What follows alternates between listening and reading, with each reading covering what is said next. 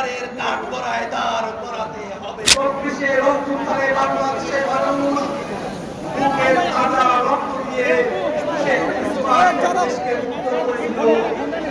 বাংলাদেশের মানুষ এই দেশে আওয়ামী লীগ মুজিববাদের নামে আর কোন রাজনীতি দেখতে চায় না।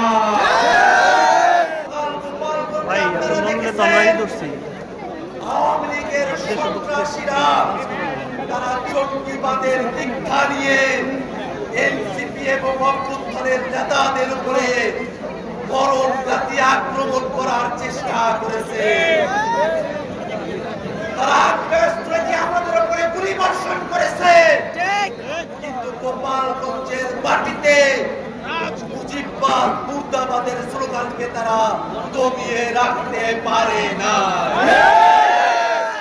আমরা অন্তর্বর্তীকালীন সরকারকে বলতে চাই, দেশের স্বাধীনতা, সার্বভৌমত্ব, নিরাপত্তা এবং দেশকে সন্ত্রাস মুক্ত করতে হলে দল হিসেবে এবং ব্যক্তি হিসেবে আওয়ামী লীগের সকলকে বিচারের কাঠগড়ায় দাঁড় করাতে হবে।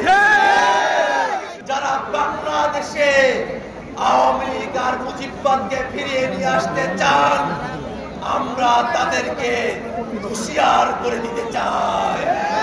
বাংলাদেশের মানুষ সুশীলতার মোড়কেও আওয়ামী ফ্যাসিবাদী মুজিববাদী মতাদর্শকে বাংলাদেশে আর উচ্চারিত হতে দেবে না।